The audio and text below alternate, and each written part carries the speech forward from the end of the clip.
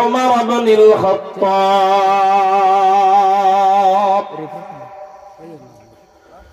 وعلى صاحب الحياء وناشر القرآن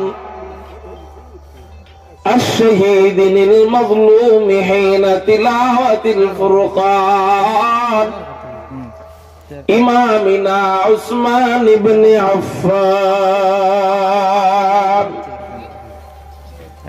وعلى صاحب السيف والقضاء وناشر العلم والهدى أسد الله الغالب إمامنا علي بن أبي طالب رضي الله تعالى عنهم أجمعين أما بعد فأعوذ بالله من الشيطان الرجيم بسم الله الرحمن الرحيم إنا عرضنا الأمانة على السماوات والأرض والجبال فأبين أن يحملنها وأشفقن منها وحملها الإنسان إنه كان ظلوما جهولا. قال سيدنا رسول الله صلى الله عليه وسلم القرآن حجة لك أو عليك. صدق الله مولانا العظيم وصدق رسوله النبي الأمي الكريم ونحن على ذلك لمن الشاهدين والشاكرين والذاكرين والحمد لله رب العالمين. সকলেই মুহাব্বতের সাথে দুরূদ শরীফ পড়ি। اللهم صل على محمد وعلى آل محمد كما صليت على إبراهيم وعلى آل إبراهيم إنك حميد مجيد. اللهم بارك على محمد وعلى آل محمد كما باركت على إبراهيم وعلى آل إبراهيم إنك حميد مجيد. سبحانك لا علم لنا إلا ما علمتنا إنك أنت العليم الحكيم.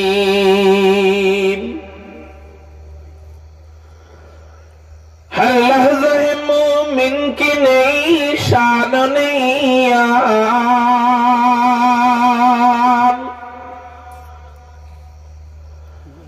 हर लहज़े मोमिन की नई शान नैयान, गुफ्तार में किरदार में अल्लाह की बुरहान, गुफ्तार में किरदार में अल्लाह की बुरहान।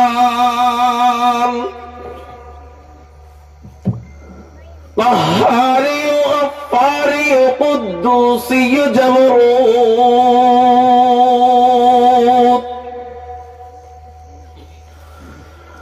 क़हारी गफ़्फ़ारी क़ुद्दूसी जबरूत, ये चार अनासर हो तो बनता है मुसलमान। ये चार अनासर हो तो बनता है मुसलमान। हमसाए जिब्रील अमी बंदा खाकी,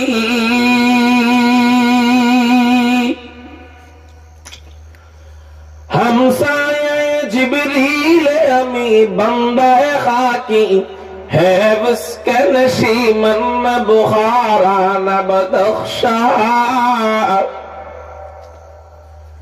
है उसके नशीमन न बुखारा न बदख्शा। यह राज किसी को नहीं मालूम के मोमिन,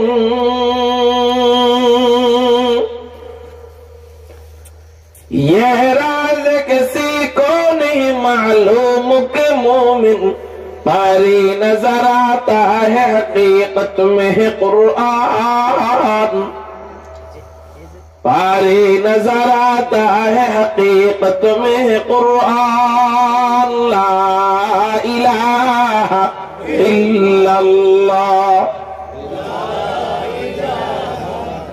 একটু আকাশ পাতাল প্রকম্পিত করে মালিকের নামের জিকির উচ্চ আওয়াজে করি, লা ইলাহা ইল্লাল্লাহ, লা ইলাহা ইল্লাল্লাহ, লা ইলাহা ইল্লাল্লাহ,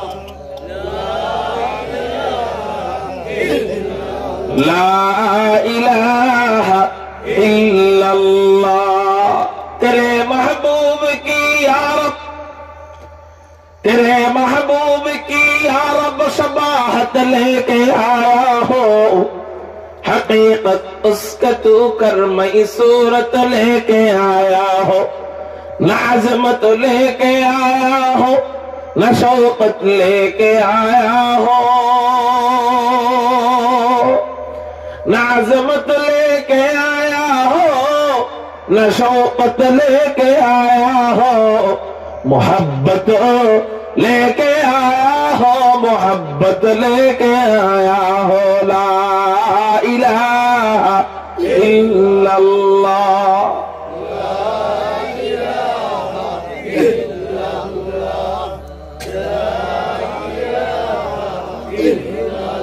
ला इलाहा इल्लल्लाह, मुहम्मदुर रसूलुल्लाह सल्लल्लाहु अलैहि वसल्लम। अल्हम्दुलिल्लाह, আল্লাহ জাল্লা জালালুহু ওয়া আম্মা নওয়ালুহুর দরবারে লাখ কোটি শুকরিয়া আদায় করি যে মহান রব্বে করিম আমাদেরকে সাফা সমাজ কল্যাণ সংস্থার উদ্যোগে সাফা বাইতুল ফালাহ জামে মসজিদের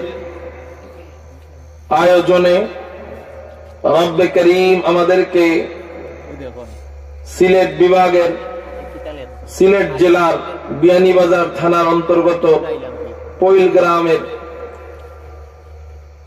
৬ষ্ঠ বার্ষিক ওয়াজ মাহফিলে রব্বে কায়নাত রব্বে করিম আমাদেরকে আসবার এবং বসবার তৌফিক দান করেছেন। সেই জন্য সবাই অন্তরের অন্তঃস্থল থেকে চিৎকার দিয়ে মালিকের শুকরিয়া আদায় করি, বলি আলহামদুলিল্লাহ।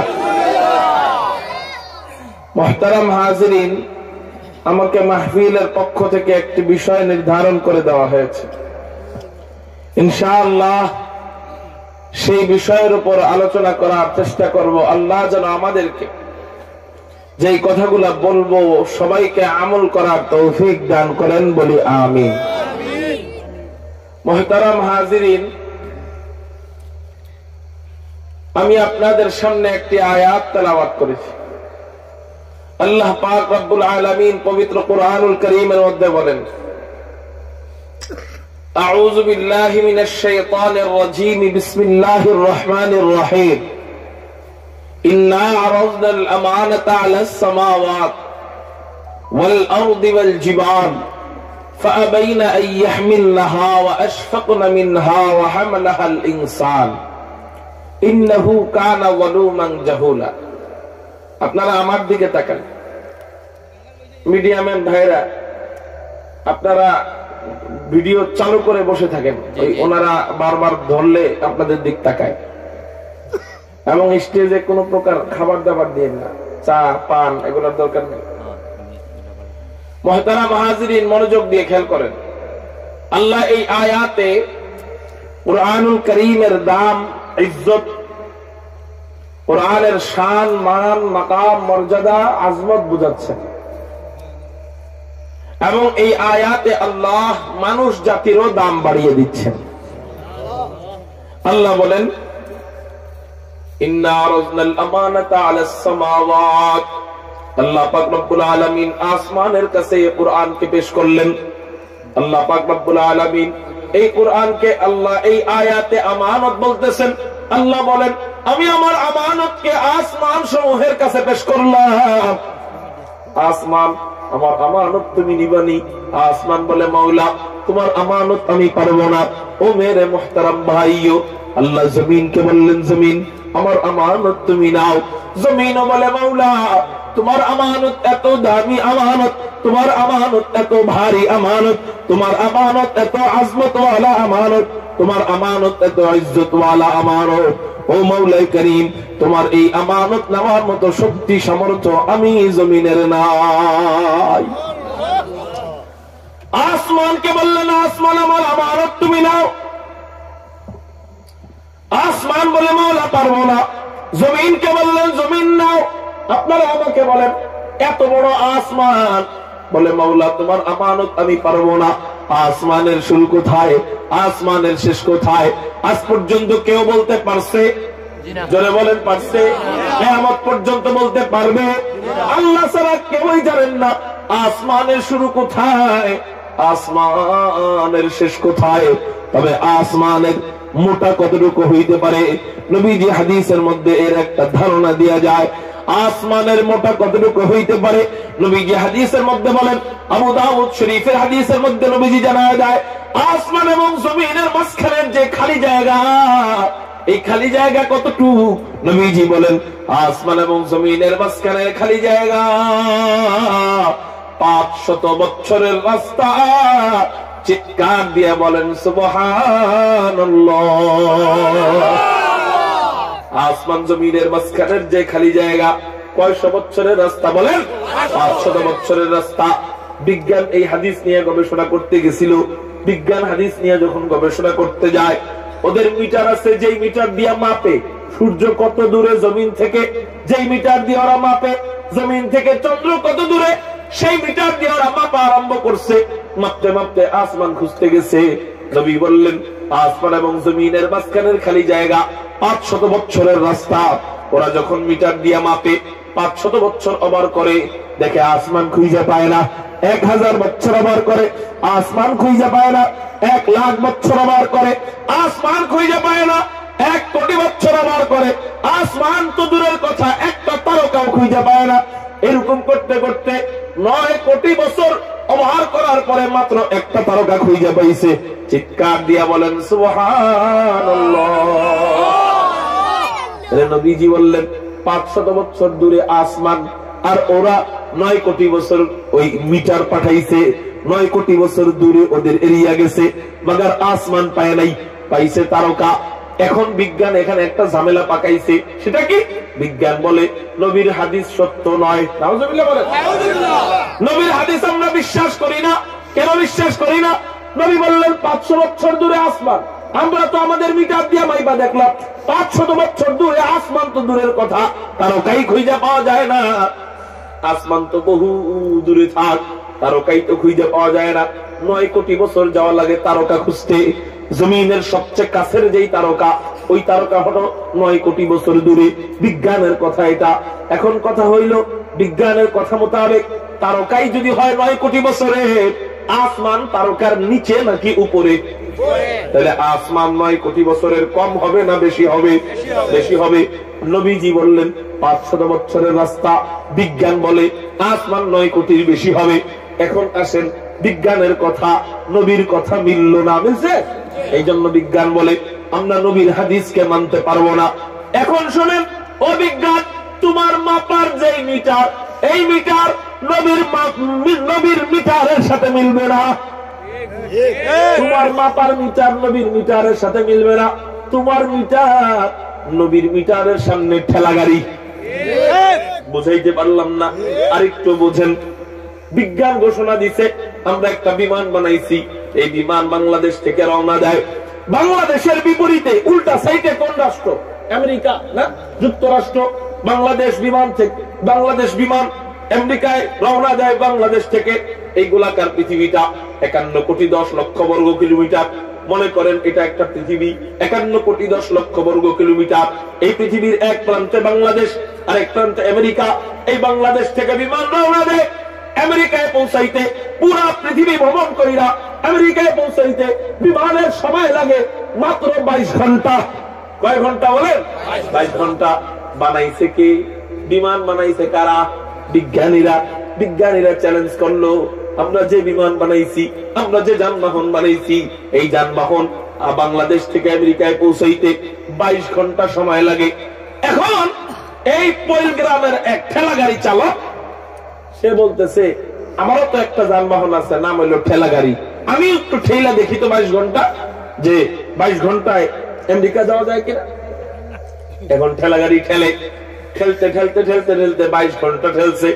22 ঘন্টা ঠেলার পরে দেখে এখনো ব্রাহ্মণবাড়িয়া পৌঁছাইতে পারে নাই। এখন চিল্লায় আর কয়, বিজ্ঞানের কথা মিথ্যা। বিজ্ঞান যে বলছে ওদের যানবাহন 22 ঘন্টায় পৌঁছানো সম্ভব আমেরিকা, এই কথা মিথ্যা। কয় কেন? ওরা যানবাহন বানাইছে 2 দিন ধরে, আর আমার এই ঠেলা গাড়ি আমার দাদায় চালাইছে, আমার বাপে চালাইছে, আমি চালাইছি, এর চেয়ে কি উন্নতি নাকি বিজ্ঞানের যানবাহন? আমি এই ঠেলা গাড়ি চালাইলাম 22 ঘন্টা। 22 ঘন্টা চালানোর পরে দেখলাম এখনো মাধবপুরও আসতে পারলাম না, সিলেট বিভাগও পার হইতে পারলাম না, এখনো হবিগঞ্জ পার হইতে পারলাম না। অতএব বিজ্ঞানের কথা আমি মানি না। এবার আপনারা বলেন, এই যে ঠেলা গাড়ি চালক বিজ্ঞানের সাথে চ্যালেঞ্জ করতে যায়, ঠেলা গাড়ি দিয়ে বিজ্ঞানের কথাকে মাপতে গেছে, এটা বিজ্ঞানের বুদ্ধিমত্তার পরিচয় না বোকার পরিচয়? জ্ঞান শূন্যের পরিচয়। বোকার স্বর্গে বাস করতেছে। এখনো বিজ্ঞানের বিমান কেউ মাপতেই পারে নাই। বিমান কাকে বলা হয় বুঝেই নাই, বিমানের যানবাহন কোনটাও বুঝেই নাই। এই জন্য মাপতে গেছে ঠেলা গাড়ি দিয়া। এই বিজ্ঞানের সামনে ঠেলা গাড়ি চালক যেমন বোকা, আমার নবী মহাবিজ্ঞানী, আমার নবীর কাছে বর্তমান আধুনিক বিজ্ঞান এরকম বোকা। অতএব বিজ্ঞানের মিটার আর ঠেলা গাড়ির হিসাব যেমন মিলবে না, আমার নবীর মিটার আর তোদের মিটার মিলবে না। কেন মিলবে না? বলে আমার নবীর চলার গতি তোদের মিটারের চলার গতি তো এক না। যেমন বিমানের চলার গতি আর ঠেলা গাড়ি চলার গতি এক না, আমার নবীর চলার গতি মিটার তোদের মিটারের চলার গতি এক না। কেমনে এক না? নবীর চলার গতি কেমন? চলেন নবী কোন মিটার দিয়ে মাপতে পারে, নবীর মিটার গুলা কেমন হয়, নবীর স্পিড গুলা কেমন হয়, এরপরে নবীর যানবাহনের স্পিড কেমন হয়। নবীজি যখন মেরাজের রজনীতে আল্লাহ নবীজিকে আল্লাহর কাছে নিয়ে গিয়েছিলেন, উম্মে হানির ঘর থেকে ঘুম থেকে জাগাইয়া জমজমের পাশে শুয়াইয়া বুকের থেকে নাভি পর্যন্ত ফাইরা ভিতর থেকে সবকিছু বের করে এরপর জমজমের পানি দিয়ে ধুয়াইয়া জান্নাত থেকে আনা রেশমি রুমাল দিয়ে ঢাকা ঈমান এবং হিকমতের অক্সিজেন ভিতরে পুশ কইরা হযরত জিবরাইল এমন করে ইশারা দিয়া সিনায় সিনায় জোড়া লাগাইয়া বুড়াকের পিঠে চড়াইয়া বাইতুল মুকদ্দাসে নিয়া সমস্ত নবীদের ইমাম বানাইয়া ইমামুল আম্বিয়া বানাইয়া 7 আসমান দেখাইয়া 8 জান্নাত দেখাইয়া 7 জাহান্নাম দেখাইয়া সিদরাতুল মুনতাহা নিয়া নূরের সাগর দেখাইয়া বাইতুল মামুর মসজিদ দেখাইয়া রফরফে চড়াইয়া আল্লাহ নবীজিকে নিজের কাছে নিয়া মেরাজের রজনীতে নিজের পাশে বসাইয়া আল্লাহ নবীজির সাথে লম্বা সময় পর্যন্ত গল্প সল্প করে।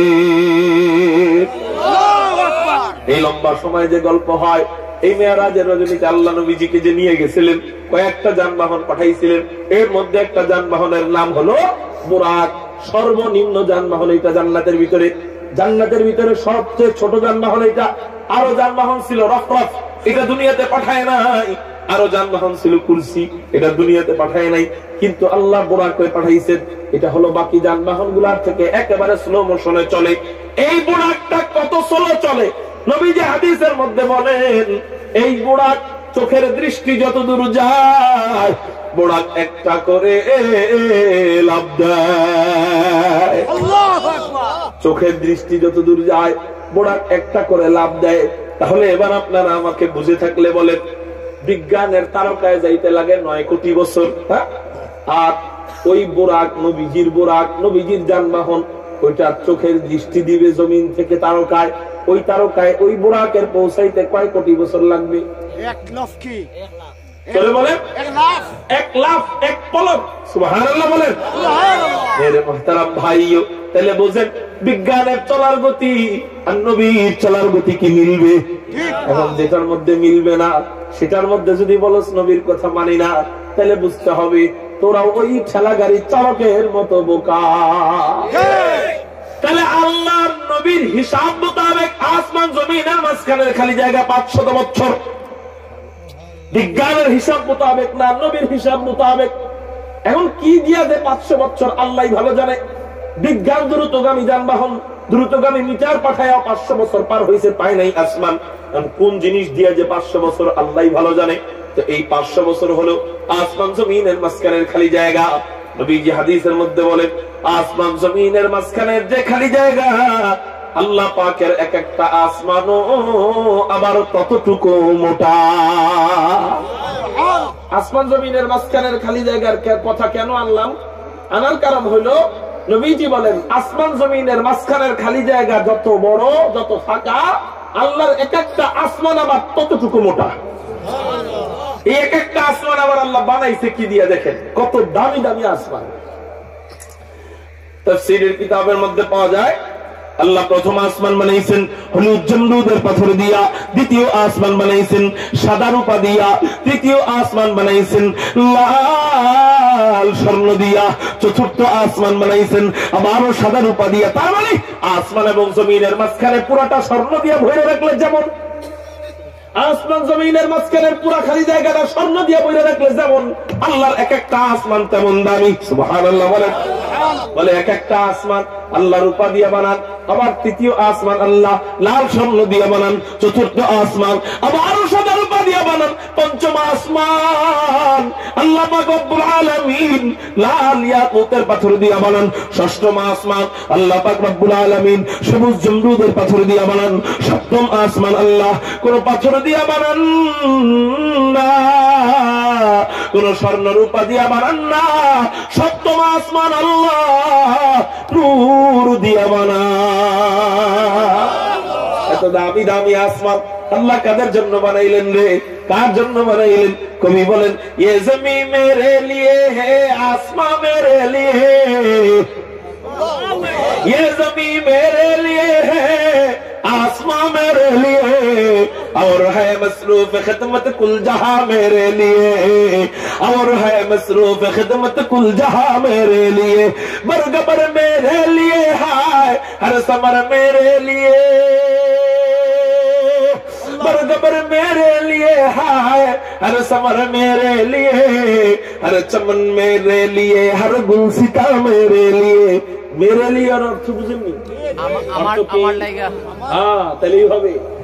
हर चमन मेरे लिए, हर गुलसिता मेरे लिए, एक मेरे दम से है इस बस में आलम का फरूक, एक मेरे दम से है इस बस में आलम का फरूक, वक्त खिदमत है इस सब का नो मका मेरे लिए, वक्त खिदमत है इस सब का नो मका मेरे लिए, मैं वक्त खिदमत है इस सब का नो मका मेरे लिए, वक्त समय আমার খিদমত করে, टाइम আমার খিদমত করে। मेरी हस्ती में है मुजमर हस्ती है आलम का राज, मेरी हस्ती में है मुजमर हस्ती है आलम का राज, है सब ईजाद शूरे कुन फका मेरे लिए, है सब ईजाद शूरे कुन फका मेरे लिए। সব আল্লাহ আমার জন্য বানাইছেন। সাত আসমান আল্লাহ ও বান্দা তোরা আমার নাফরমানি করতে পারিস, আমার আসমান তোর সাথে নাফরমানি করবে না। ও বান্দা তোরা আমার সাথে নাফরমানি করতে পারিস, আমার জমিন তোর সাথে নাফরমানি করবে না। তোরা আমার সাথে নাফরমানি করতে পারিস, আমার পাহাড় পর্বত তোর সাথে নাফরমানি করবে না, আমার অক্সিজেন তোর সাথে নাফরমানি করবে না, আমার বাতাস তোর সাথে নাফরমানি করবে না, আমার নদ নদী তোর সাথে নাফরমানি করবে না। তোরা আমার সাথে নাফরমানি করতে পারিস, আমার রাত তোর গোলামি করবে, আমার দিন তোর গোলামি করবে, আমার ফজর তোর গোলামি করবে, আমার সকাল তোর গোলামি করবে, আমার দুপুর তোর গোলামি করবে, আমার বিকাল তোর গোলামি করবে, আমার সন্ধ্যা তোর গোলামি করবে, আমার রাত তোর গোলামি করবে। ও বান্দা সব তোর জন্য বানাইলাম, তোর 3.5 হাত বডিটা আমি আল্লাহর জন্য দিয়ে দে। এই জন্যই তো কবি বলেন কেউ না হো রোজে আজল সে, কেউ না হো রোজে আজল সে হো চুকি তকসিম কার। আপনাদের কষ্ট হইতেছে? চিৎকার দিয়ে বলেন আল্লাহু আকবার। কেউ না হো রোজে আজল সে হো চুকি তকসিম কার, मैं हूं मालिक के लिए और कुल जहां मेरे लिए, मैं हूं मालिक के लिए और कुल जहां मेरे लिए। আল্লাহ সব আগেই বন্টন করে রাখছে। তুমি আগামীকালকে কয় টাকা খাইবা, কয় টাকা কামাইবা, কয়টা ভাত খাইবা, কয় ঢোক পানি খাইবা, কতটুক গরম পানি খাইবা, কতটুক ঠান্ডা পানি খাইবা, কতটুক গরম তোমার লাগবে, কতটুক শীত তোমার লাগবে, কতটুক ঘাম তোমার বের হবে, কতটুক অক্সিজেন তোমার লাগবে, কতটুক বাতাস তোমার লাগবে, কয় মিনিট তুমি ঘুমাইবা, কয় মিনিট পরে ঘুম থেকে উঠবা। আল্লাহ পাক রব্বুল আলামিন সব কিছু আগে থেকে বন্টন করে রাখছে। হাউতাস করে লাভ নাই, হাউতাস করলেও তোমার রিজিক আসবে, হাউতাস না করলেও তোমার রিজিক আসবে, সুদ খাইলেও তোমার রিজিক আসবে, সুদ না খাইলেও তোমার রিজিক আসবে, ঘুষ খাইলেও তোমার রিজিক আসবে, ঘুষ না খাইলেও তোমার জন্য যে রিজিক সেটা আসবে। হাউতাস করে লাভ নাই। এই রিজিকটা যে আসবে, এই রিজিকের রাস্তা একটা দরজা আছে, এই দরজাটা খোলার চাবি তোমার হাতে আমি আল্লাহ দিলাম। সেই চাবির নাম হলো তাকওয়া, সেই চাবির নাম হলো আমার গোলামি। আমার গোলামি যদি করস, আমি আল্লাহ আমার রিজিকের রাস্তা খুলে দিব। ومن يتق الله يجعل له مخرجا ويرزقه من حيث لا يحتسب। এমন জায়গা থেকে রিজিক এনে দিব তুই কখনো কল্পনাও করতে পারবি না। আরে আসলোটা কোথা থেকে রে? এই জন্যই তো আল্লাহ ওয়ালারা, হক্কানি ওলি যারা, হক্কানি পীর যারা, হক্কানি বুজুর্গ যারা, এদের কাছে আল্লাহ এমন ভাবে রিজিক পাঠায় এরা কল্পনাও করতে পারে না এই রিজিকটা আসলো কোথা থেকে। ও মিয়া রে, এরা জীবনে সুদ খায় নাই, এরা জীবনে ঘুষ খায় নাই, কিন্তু আল্লাহ বাদশাহী সম্মানে রাখছে। আর আপনি কল্পনা করেন সুদ ছাড়া মনে হয় আমি টিকতে পারবো না। আল্লাহ কয় আমার বান্দা আমার উপরে যেমন বিশ্বাস করে আমি ওইভাবেই চালাই। আমার বান্দা ধারণা করতেছে সুদ ছাড়া মনে হয় আমি চলতে পারবো না, আমার বান্দাকে আমি সুদ খাওয়াই বাঁচাবো। আমার বান্দা ধারণা করতেছে আমি মনে হয় ঘুষ আর চুরি ছাড়া চলতে পারবো না, ব্যাংকের লোন পদ্ধতি ছাড়া চলতে পারবো না। আল্লাহ বলে আমার বান্দাকে ওইভাবেই চালাবো। আর যদি আমার বান্দা দুনিয়াকে লাথি মাইরা আমি আল্লাহর গোলামিতে কাজে লাগায় দেয় দিনটা জীবনটা, আমি আল্লাহর 5 ওয়াক্ত হাজিরায় আমার কাছে হাজিরা দেয়া যায়, আমার কুদরতি কদমে সিজদায় পড়ে আমি আল্লাহ কথা দিলাম ওর রিজিকের চিন্তা করতে হবে না, আমি আল্লাহ বেলা হিসাব রিজিক দান করব। কার ওয়াদা কার? কোরআনে আল্লাহ বলতেছেন ওয়া মান ইয়াত্তাকিল্লাহ ইয়াজআল লাহু মাখরাজা। এই জন্য বলেন আল্লাহর গোলামি করবো তো ইনশাআল্লাহ। দুনিয়ার সব আল্লাহ আমার জন্য বানায় রাখছে। আল্লাহর কি ঠেকা যে এগুলো আমাকে না দেওয়ার, এগুলো আমাকে আল্লাহ দিবেন না, আল্লাহর কি ঠেকা? আল্লাহ তো দেওয়ার জন্যই বানাইছেন, কিন্তু আমি ইচ্ছা করে নেই না, গুনাহ কইরা করে এগুলারে দূরে রাখি। যাহারাল ফাসাদ ফিল বাররি ওয়াল বাহরি বিমা কাসাবাত আইদিন নাস। জলে স্থলে যত ঝামেলা হয় আমার গুনার কারণে হয়, এটা আমার হাতের কামাইয়ের কারণে হয়। আমি যদি গুনাহমুক্ত জিন্দেগি করি, তাকওয়ার জিন্দেগি করি, কোরআন সুন্নাহ মোতাবেক নিজে চলি, পরিবারকে চালাই, দোকানকে চালাই, ব্যবসাকে চালাই, বাণিজ্যকে চালাই, সবকিছু কোরআন সুন্নাহ মোতাবেক চালাই, এবং কমপক্ষে 5 ওয়াক্ত নামাজটা পড়ি এবং গুনাহ থেকে বিরত থাকি, আল্লাহ ওয়াদা দেয় হাউতাশ করে লাভ নাই, আমি আল্লাহ তোর রিজিকের জিম্মাদারি নিলাম। क्यों न हो रोज़े अदल से हो चुकी तक़सीम कार, मैं हूँ मालिक के लिए और मैं हूँ मालिक के लिए और कुल जहां मेरे लिए। আমি শুধু আল্লাহর জন্য হইতে পারলে সমস্ত দুনিয়া আমার গোলাম হবে। আল্লাহ আমাদেরকে আল্লাহর জন্য হওয়ার তৌফিক দান করুক, বলি আমিন। তো বলতেছিলাম আসমান, এই স্বর্ণের আসমান, রূপার আসমান, হ্যাঁ, এরপরে লাল ইয়াকুতের পাথরের আসমান, নূরের আসমান, এই আসমানগুলা কত দামি না? এই আসমানও আল্লাহ আমাদের জন্য বানিয়েছে। ফাঁকে একটা কথা বলি, কারো কি এটা মনে চায় এই স্বর্ণের আসমান যত বড়, এরকম স্বর্ণ আল্লাহ আপনারে দিলে আপনি কি করতেন? কোন বলেন, একজনের সাহস করে বলেন, কি করতেন? না, কে কইছে কিছু করতেন না? কোন না, সাহস করে একজনে বলেন, যদি মনে করেন আল্লাহ আপনারে একটা আসমান পরিমাণ স্বর্ণ দিয়ে দিছে, কি করতেন? আল্লাহর রাস্তায় দিতেন, ঠিক নেই? এই যে সুন্দর কথা বলছে, কি করতেন বলেন? আল্লাহর রাস্তায় দিতেন। বিশ্বাস হয় না, কারণ ছোটবেলার থেকে খালি কান দিয়ে আল্লাহ একটা মাদ্রাসা যদি করতে পারতাম, জায়গা জমি তো নাই, জায়গা জমি আছে, হেরা যদি দিত, জায়গা জমি জাগো হয়, হেরা আর কয় দিব না, আর জাগো হয় না, হেরা কয় যদি হইতো তাহলে দিতাম। কথা বুঝছেন নি? যাদের জায়গা জমি নাই এরা চিন্তা করে যদি আল্লাহ অনেক জায়গা জমি দিত তাহলে একটু আল্লাহ রাস্তা দিতাম, কিন্তু হয়ে যাওয়ার পরে কয় আল্লাহ বলে এখন আর দেওয়ার দরকার নেই, এখন হুজুরের কাছে এলে বিরক্ত।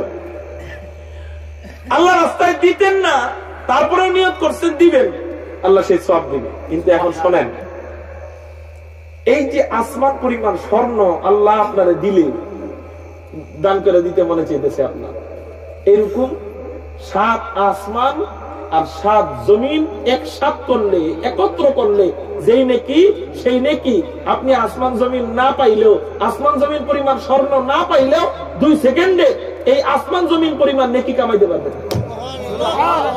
আর আস্তে কোন সুবহানাল্লাহ। হ্যাঁ, যদি এখন শুনতেন 2 সেকেন্ডে আসমান আপনাকে দিয়ে দিব আল্লাহ, স্বর্ণের আসমান, এই সুবহানাল্লাহর আওয়াজ এমন থাকতো। কিন্তু 2 সেকেন্ডে এই 7 আসমান, স্বর্ণের আসমান এবং 7 জমিন, এই 7 7 14, এই 14টা দুনিয়ার সমান নেকি আল্লাহ আপনাকে দিয়ে দিবে 2 সেকেন্ডে। বলেন তো সেটা কি করলে? লা ইলাহা ইল্লাল্লাহ। মুসা আলাইহিস সালাম আল্লাহরে বলে, আল্লাহ এমন একটা আমল আমাকে শিক্ষা দাও যে আমলটা সচরাচর দেখা যায় না কিন্তু অনেক দামি। আল্লাহ বললেন পড়ো লা ইলাহা ইল্লাল্লাহ। মুসা আলাইহিস সালাম বললেন, আল্লাহ এটা তো জানি, এটা সহজ, এটা কমন আমল, আনকমন চাই। আল্লাহ বললেন, এটা কমন দেখা তুমি মনে করতেছো, এটা তেমন কোনো ফায়দা নাই না। শোনো, এই লা ইলাহা ইল্লাল্লাহর 12 অক্ষর এক পাল্লায় আর আরেক পাল্লায় 7 আসমান 7 জমিন। শুধু তাই না, এর মাঝখানে যা কিছু আছে এগুলা সহ একসাথে রাখা হবে, লা ইলাহা ইল্লাল্লাহ এগুলার চেয়ে ভারী হবে। তাইলে এত ফ্রি ফ্রি অফার আমরা কেন এগুলা করি না? হ্যাঁ, জান্নাতের এরিয়া বড় করতে মনে চায় না? একবার লা ইলাহা ইল্লাল্লাহ পড়বেন, কমপক্ষে 14 দুনিয়ার সমান জান্নাত বড় হবে। কয় সেকেন্ডে? 2 সেকেন্ডে কয় দুনিয়ার সমান জান্নাত বড় হবে? কেমনে 14 দুনিয়ার সমান? খেয়াল করেন, 7 আসমান 7টা দুনিয়ার সমান। এক একটা আসমান, এক একটা দুনিয়া যদি 500 বছরের রাস্তা হয়, আমার দিকে তাকান, লাইট গুলো আমার দিকে মারেন, আমার দিকে সবাই লাইট আমার দিকে মারেন, অন্যদিকে তাকাবেন না, আমার দিকে তাকান। মনোযোগ আছে তো সবার? পরীক্ষা করবো কার কার মনোযোগ নাই? আল্লাহু আকবার বলে হাত উঠান। পরীক্ষা হয়ে গেছে, হাত নামান এবার। হ্যাঁ, এবার আমার দিকে মনোযোগ দেন। হ্যাঁ, খেয়াল করেন, আসমান জমিনের মাঝখানের খালি জায়গা কয়শো বছরের বলছি? 500। আবার এক একটা আসমানও কয়শো বছরের মোটা? 500 বছর। তাহলে 7 আসমান কয় দুনিয়ার সমান? বুঝেন নাই? 7 আসমান কয় দুনিয়ার সমান? 14। এখনো তো হয় নাই। 7 আসমান কয় দুনিয়ার সমান? 7 দুনিয়ার সমান। যেহেতু এক একটা দুনিয়া 500 বছরের, আবার এক একটা আসমানও 500 বছরের, তাহলে 7টা আসমান, শুধু আসমান কয় দুনিয়ার সমান? 7 দুনিয়ার সমান গেল। এরপরে বাকি দুনিয়া তো বাকি রয়েছে, শুধু আসমান না ধরলেন 7টা, এখন দুনিয়া বাকি আছে না? দুনিয়ার সাথে জমিন ধরেন, এই দুনিয়া আবার 7টা জমিন সহ 7 7 কয়টা হইল? এই 14টা কমপক্ষে। এটা আমি কমায় ধরছি, আর বাড়ায় ধরলে আরো আছে। বাড়ায় ধরি যদি তাহলে 21টা হইল। কেমনে? 7 আসমান, আবার 7 জমিন, আবার মাঝখানের খালি জায়গা 7টা। ঠিক, মাঝখানের খালি জায়গা কি কিছু নাই? তারকারাজি নাই, দামি দামি গ্রহ নক্ষত্র নাই, চন্দ্র সূর্য নাই। তাহলে 7 আসমান 7 জমিন, মাঝখানের খালি জায়গা আবার 7টা। কয়টা হইল? 21 দুনিয়ার সমান হয়। ওটা বাদি দিলাম। আপনি কইতে পারেন হুজুর এত ফ্রি ফ্রি বাড়ান কে? আচ্ছা আমি না বাড়াইলাম, আল্লাহ বাড়ান। কিন্তু কমপক্ষে 14টা ধরেন, 2 সেকেন্ডে আল্লাহ 14 দুনিয়ার সমান জান্নাতের মালিক বানায় দিল। এজন্য ভাই প্রতিদিন ফজরের পরে এবং মাগরিবের পরে 100 বার সুবহানাল্লাহ, 100 বার আলহামদুলিল্লাহ, 100 বার আল্লাহু আকবার, 100 বার লা ইলাহা ইল্লাল্লাহ বলেন। প্রথমে 100 বার কি? সুবহানাল্লাহ, তারপর 100 বার আলহামদুলিল্লাহ, তারপর 100 বার আল্লাহ, তারপর 100 বার লা ইলাহা ইল্লাল্লাহ। এই এক একটা জিকিরের এক এক ফায়দা। এই শুধু লা ইলাহা ইল্লাল্লাহর একটা শোনাইলাম, এই এক একটা জিকির নিয়ে এক একটা ব্যাখ্যা, এক একটা বয়ান, এক একটা হাদিস, এক একটা জিকিরের এক এক বয়ান। এজন্য ভাই আজকে সময় নাই, এই জন্য আর বললাম না, কিন্তু পড়বেন। এই 4টা 400 বার, মাত্র 8 মিনিট লাগবে। এরপরে 2 মিনিট পূরণ করবেন আস্তাগফিরুল্লাহ, আস্তাগফিরুল্লাহ, আস্তাগফিরুল্লাহ। পারবেন না ইনশাআল্লাহ? কয়শো বার হইল? 500 বার। এরপরে এই 500 বার পড়া, এই পড়াটা আল্লাহর কাছে পাঠাইতে হইব না? আল্লাহর কাছে পাঠানোর একটা বিকাশ নাম্বার আছে, যেটা সারা পাঠানো সম্ভব না। সেটার নাম হলো দুরূদ শরীফ। সেটার নাম কি? কমপক্ষে 10 বার, যে দুরূদ ভাল লাগে। ছোটটা পড়েন সাল্লাল্লাহু আলাইহি ওয়াসাল্লাম পড়া প্রতিদিন ফজরের পরে মাত্র 10 মিনিট, মাগরিবের পরে 10 মিনিট। এই আমলটা করবেন, আপনাকে ওলি হওয়া থেকে কেউ বিরত রাখতে পারবে না, কেউ ফিরায় রাখতে পারবে না। কোন শয়তানের বাপেরও ক্ষমতা নাই আপনার ওলি হওয়া থেকে দূরে রাখবে। আল্লাহ আপনাকে এই দোয়ার উসিলায়, এই জিকিরের উসিলায় আল্লাহ আপনাকে আল্লাহ ওয়ালা বানায় দিবে। আর যে আল্লাহ ওয়ালা হয়ে গেছে, যে নাকি আল্লাহকে পেয়ে গেছে, তার দুনিয়া একেবারে তুচ্ছ মনে হবে, দুনিয়া কিছুই মনে হবে না। আল্লাহ রেজেক পায় নাই, পুরা দুনিয়া পাইছে, সে যেন কিছুই পায় নাই। আর যে নাকি পুরা দুনিয়া পাইছে, আল্লাহরে পায় নাই, সে যেন আল্লাহরে পাইছে।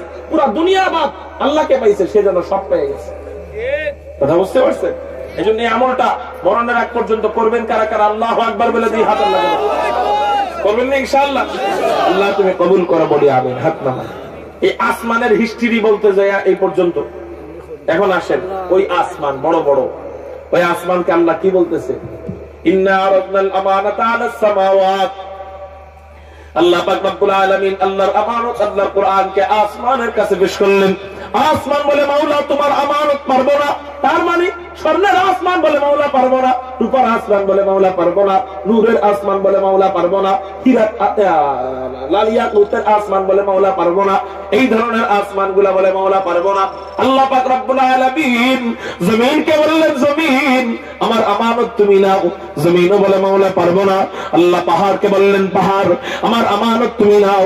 পাহাড় বলে মাওলা তোমার আমানত আসমান পারে না, তোমার আমানত জমিন পারে না, তোমার আমানত আমি কেমন করে পারবো? আল্লাহ তোমার আমানত আমিও পারবো না। আল্লাহ পাক রব্বুল আলামিন একদম দুর্বল বান্দা মানুষ, এই মানুষকে বললেন, মানুষ আমার আমানত তুমি নিবানি। মানুষ মনে মনেও কায়। আল্লাহ পাকের বড় মাখলুক আসমান ও না করলো, দ্বিতীয় মাখলুক জমিন, জমিনও না করলো, তৃতীয় মাখলুক পাহাড়, এই পাহাড়ও না করলো। আমি তো তুচ্ছ মানুষ, আমিও যদি না করি মাওলা পাকের কুদরতি মন যাবে বেজার হয়ে, মাওলা পাকের কুদরতি চেহারা যাবে বেজার হয়ে। আরে পারি না পারি, পরেরটা পরে দেখা যাবে। আগে তো মাওলা পাকের কুদরতি চেহারার মধ্যে হাসি ফুটাইয়া নে। মানুষ বলে, আল্লাহ তোমার এই কোরআনুল কারীম আমরা নিয়ে নিলাম। আল্লাহ বলেন, ও মানুষ তোরা পারবি কি পারবি না একটু চিন্তা করলি না? আমি মাওলাকে খুশি করার জন্য তোরা রাজি হয়ে গেলি। আচ্ছা ঠিক আছে, যা যা যা, আমি মাওলা সিদ্ধান্ত নিলাম এই কোরআনুল কারীম আমি তোদেরকেই দিয়ে দিব। কারণ হলো তোরা মানুষটা ছোট হইতে পারিস, তোদের মনটা আসমানের চেয়ে বড়, তোদের হিম্মতটা জমিনের চেয়ে বড়, তোদের শক্তিটা পাহাড়ের চেয়ে বড়। তোরা এমনি দেহের দিক দিয়ে দুর্বল হইতে পারিস, তোদের হিম্মতটা অনেক বড়। এত বড় মনওয়ালা ব্যক্তিদেরকে আমি আল্লাহ ফিরাইয়া দিব না। যা যা যা, আমি আল্লাহ সিদ্ধান্ত নিলাম এই কোরআনুল কারীম ও মানুষ তোদেরকেই দিয়ে দিব। কিন্তু সমস্যা হলো এত দামি কোরআন, এত ভারী কোরআন, যেটা আসমান নিতে পারে না, যেটা জমিন নিতে পারে না, সেটা তোরা কেমন করে নিবি? এটা তোরা ভার বহন করতে পারবি না, তোরা তো দুর্বল, তোরা ভার কেমন করে বহন করবি? আচ্ছা ঠিক আছে, যা, তোদের ভার বহন করতে হবে না। এই কোরআনুল কারীম তোরা শুধু তোদের জবান দিয়ে তেলাওয়াত করবি, কোরআনের বিনিময়ে জান্নাত কামাবি, কোরআনের কারণে জান্নাত পাবি। আর এই কোরআনুল কারীমের ভার, এই কোরআনুল কারীম সংরক্ষণ করার জিম্মাদার আমি কোন নবীকে দিব না, কোন ওলিকে দিব না। কারণ তাওরাত, জাবুর, ইনজিল দিয়েছিলাম মানুষদের হাতে, এগুলা ওরা পাল্টায় ফেলাইছে। এই কোরআন দিলেও পাল্টায় ফেলাবে। এই জন্য এই কোরআনুল কারীম নাজিল করেছি আমি মাওলা। এই কোরআনুল কারীম সংরক্ষণ করার জিম্মাদার, এই কোরআনুল কারীম হেফাজত করার জিম্মাদার আমি মাওলা নিজেই নিয়ে নিলাম। নাহনু নাযালনা যিকরা ওয়া ইন্না লাহু লাহাফিজুন। আল্লাহ পাক রব্বুল আলামিন এই কোরআনুল কারীম নাজিল করেন এবং এই কোরআনুল কারীম হেফাজত করার জিম্মাদারি নিয়ে নেয়। এখানে হলো আল্লাহ ওই আয়াতে বললেন ইন্না আরাদনাল আমানাতা আলাস সামাওয়াত, ওখানে আল্লাহ আমানত বললেন কোরআনকে। এখানে আল্লাহ বলতেছেন ইন্না নাহনু নাযালনা যিকরা ওয়া ইন্না লাহু লাহাফিজুন, জিকির আমি নাজিল করছি, জিকির হেফাজতের জিম্মাদারি আমি নিলাম। এখানে আল্লাহ কোরআনকে আমানত বলেন নাই, কোরআনকে কোরআনও বলেন নাই। এখানে আল্লাহ কোরআনকে জিকির বললেন কেন? এখানে আল্লাহ কোরআনকে জিকির বললেন কেন? মুফাসসিরিন ইকরাম ব্যাখ্যা লেখেন, খেয়াল করেন, এই কথা খেয়াল করতে হবে। তারা তো ভালো বিরক্ত করতেছে। এদিকে খেয়াল করেন, এদিকে এদিকে এদিকে। মনোযোগ আছে তো? সবার আছে তো? এখন কিন্তু দিন চলতেছে, রাত না, ঠিক না বেঠে? এই যে মনোযোগ, মনোযোগ দিতে হবে, মনোযোগ থাকতে হবে। এখন আছে তো মনোযোগ? টিস্যু আমার টিস্যু বক্সের দাম হইলো 70 টাকা, আপনি 15টা নিয়ে আসছেন, আমি এখানে বসা পর্যন্ত। অপচয় করবেন না, আপনি আলিম মানুষ, আপনি জানেন সবকিছু। একটা পটপটি একটা টিস্যু নেন। আচ্ছা, মাথায় সমস্যা বুঝলাম। শোনেন, আপনি আমার কপালে একটু হাত দেন, দূর থেকে তো উনি দেখে না। আমার কপালে কি বলেন, কি এটা বলেন, আমার কপালে কি? আমার টিস্যু নিয়ে তো ফেলাই দিই নাই, টিস্যু নিয়ে তো আমি ঘাম মুছতেছি। আচ্ছা আচ্ছা, আপনার 10,000 টাকার ঘোষণার জন্য আমার বয়ান থামাইয়া টিস্যুর বিরুদ্ধে কথা, টিস্যু নিছি এটার ব্যাপারে কথা বইলা চলে যেতেছে। আমার শরীরে পুরাটা ঘামে ভরছে।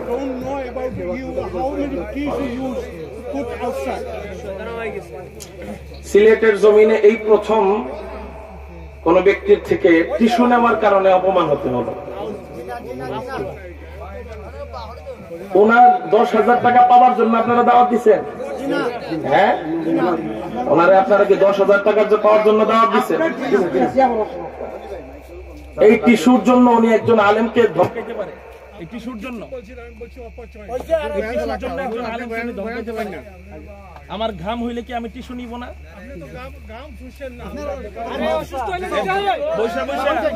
বয়ান শুনে না, উনি বলছে যে আমি 10টা টিস্যু নিচ্ছি। জীব অবস্থা, এত নিচু মন মানসিকতার পরিচয়।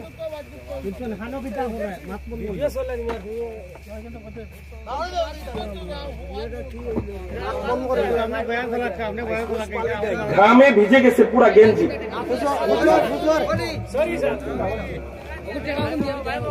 আপনি কাম করে বারো টাকা লাখ পাইলা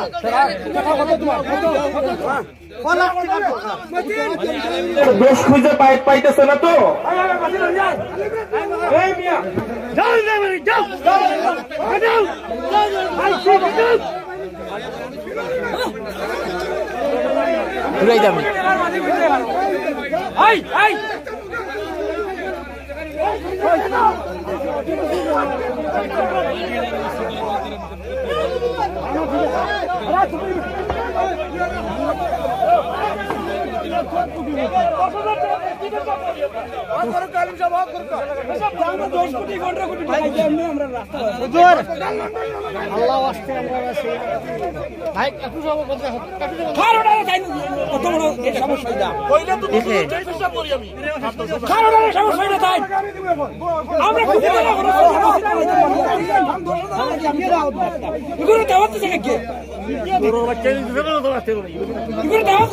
আচ্ছা আপনারা বসেন বসেন বসেন বসেন বসেন বসেন আচ্ছা আপনারা বসেন শান্ত হন।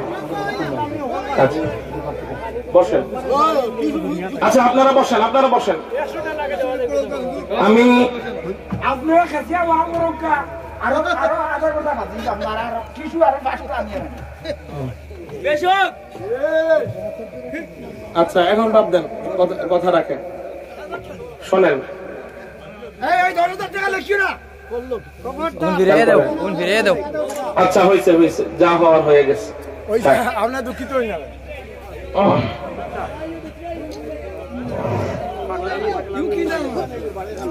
খেয়াল করেন আমার দিকে, কিছু মানুষ বয়ান শুনতে আসে নিজেকে ইসলাহ করার জন্য, আত্মশুদ্ধি করার জন্য, আত্মার চিকিৎসা করার জন্য, নিজের জীবন পরিবর্তনের জন্য। আর কিছু মানুষ আসে হুজুরদের দোষ ধরার জন্য। তা না হইলে উনি বয়ানের শুরু থেকে নাকি বৈশা গনছে আমি 10টা টিউশন নিয়েছি। আমার তো মনে হয় না এখানে 10টা কইলো না 15টা কইলো, 15টা কইছে। আমার তো মনে হয় না এখানে 15টা আছে, কিন্তু আমি তো যা যা ফালাইছি এদিকে 1 2 3 4 5টা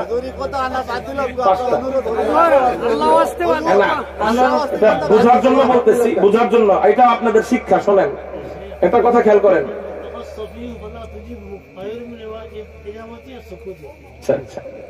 আচ্ছা যাই হোক, যদি ওনার মাথায় সমস্যা আসলেই থেকে থাকে তাহলে বাপ, তাহলে আমার মনে কিছু নাই।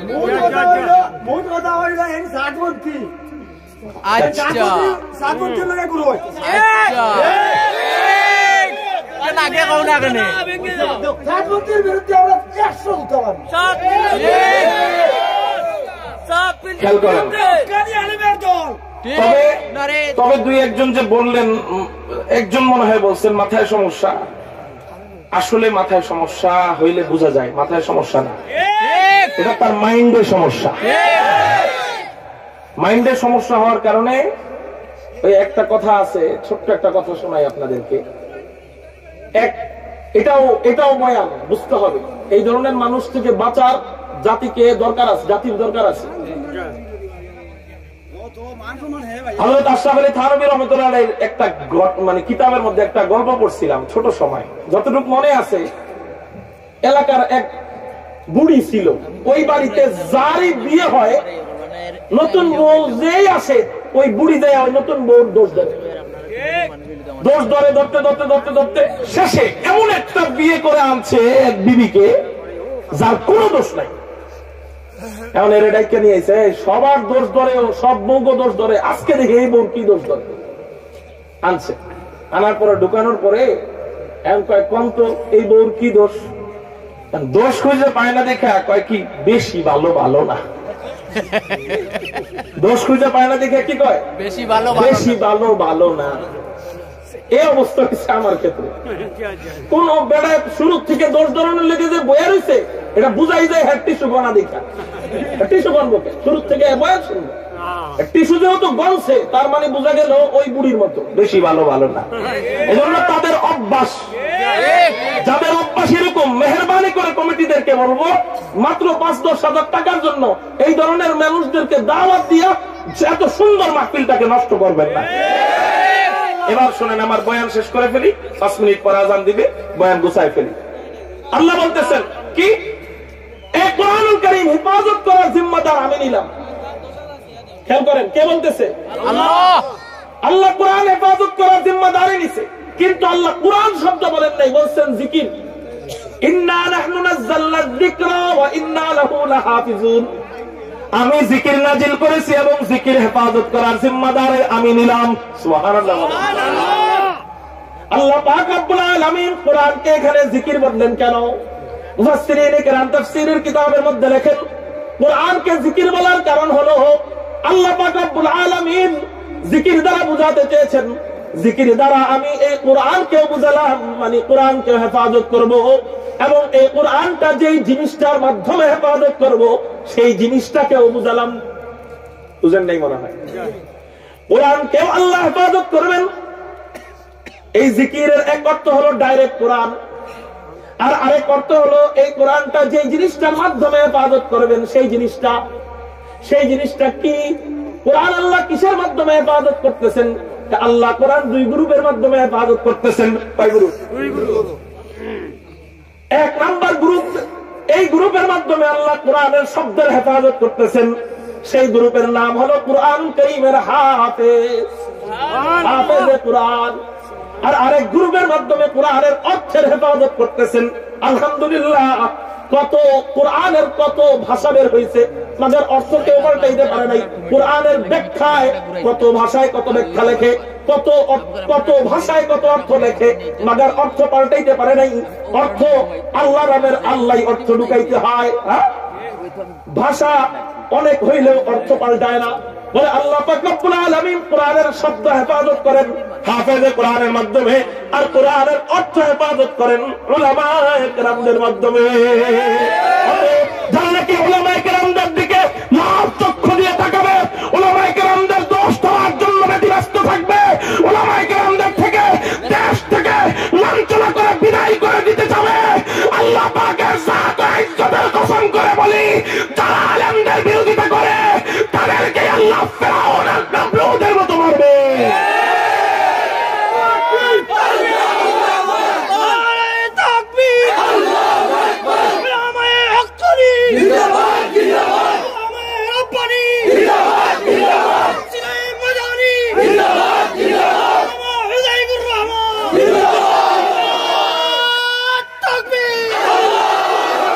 এটা আমরা বহুমানকাল থেকে দেখে আসতেছি, সেই নমরুদ ফেরাউন ওই জামানা থেকে দেখে আসতেছি। যারা আল্লাহর বন্ধুর সাথে দুশমনি করে আল্লাহ তাদের সাথে যুদ্ধ করে।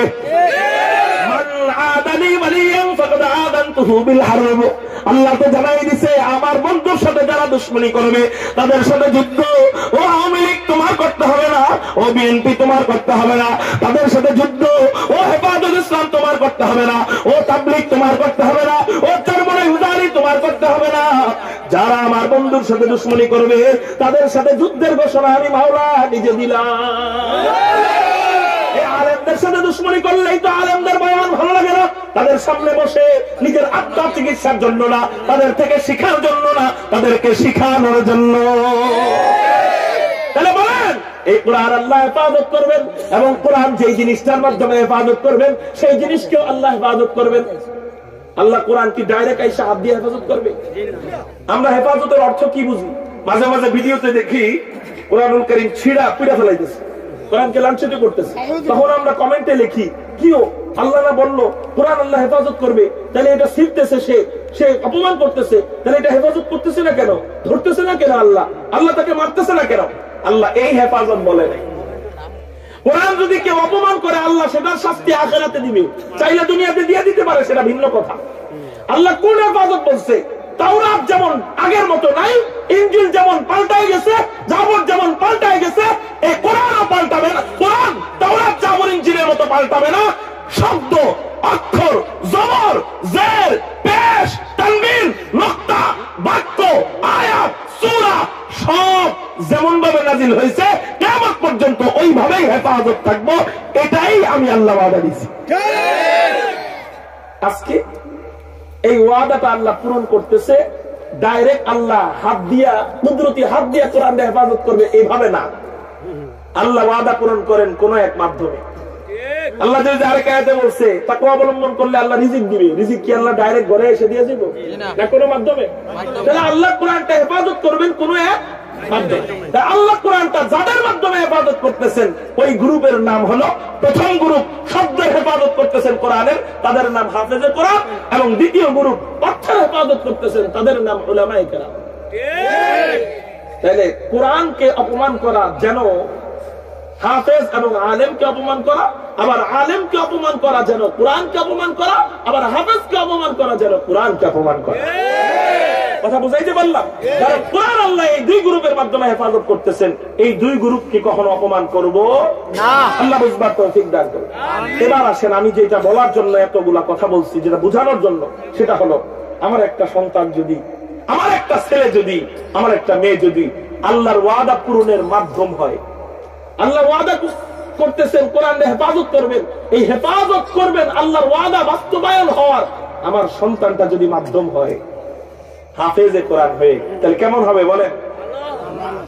আমার বাচ্চার মাধ্যমে আল্লাহ কোরআনটা হেফাজত করবেন, আমার বাচ্চার সিনায় কোরআন রেখে, আমার সন্তান আলেমের সিনায় কোরআনের অর্থ রেখে, তাফসীর রেখে কোরআনকে হেফাজত করবেন, তাহলে কেমন হয় বলেন? এজন্য ভাই, আমরা কারা কারা নিজেরা নিজেদের সন্তানদেরকে কোরআন সুন্নাহের জ্ঞান শিখাবো, আলেম বানাবো, শরীফ শরীফার শিক্ষা, ট্রান্সজেন্ডারের শিক্ষা আর শিখাবো? ওই যে শুরুতে সরেওতে অজগর, এতে আপেল, বিতে বল, সিতে ক্যাট ক্যাট মানে বিলাই, দিতে ডগ ডগ মানে কুত্তা, এগুলা দিয়া পড়া শুরু করে দেখেই তো বড় হওয়ার পরে কুকুরের মতো আচরণ করে বাইরে। এজন্য এগুলা দিয়া পড়া শুরু করবো না, এগুলা পড়াবো না। ট্রান্সজেন্ডারের শিক্ষা আমরা লাথি দিলাম, শরীফ শরীফার শিক্ষা আমরা লাথি দিলাম, এবং বান্দরতন্ত্রের শিক্ষা আমরা ডিরেক্ট করে দিলাম। আমাদের জীবন থেকে আমরা শিখবো কোরআন হাদিসের জ্ঞান। পোলাপান কম কামাক, আখেরাতে বেশি কামাবে, আখেরাতে আমাকে নিয়ে জান্নাতে চলে যাবে। আমি আমার সন্তানকে হাফেজে কোরআন বানাবো। পাক্কা ওয়াদা দিতে রাজি কারা কারা? আল্লাহু আকবার বলে দিন। আল্লাহু আকবার। পাক্কা ওয়াদা ইনশাআল্লাহ? ইনশাআল্লাহ। আল্লাহ তুমি কবুল করো, বলি আমিন। ওয়া আখির দাওয়ানা আনিল হামদুলিল্লাহ। আসসালামু আলাইকুম ওয়া রাহমাতুল্লাহি ওয়া বারাকাতুহু।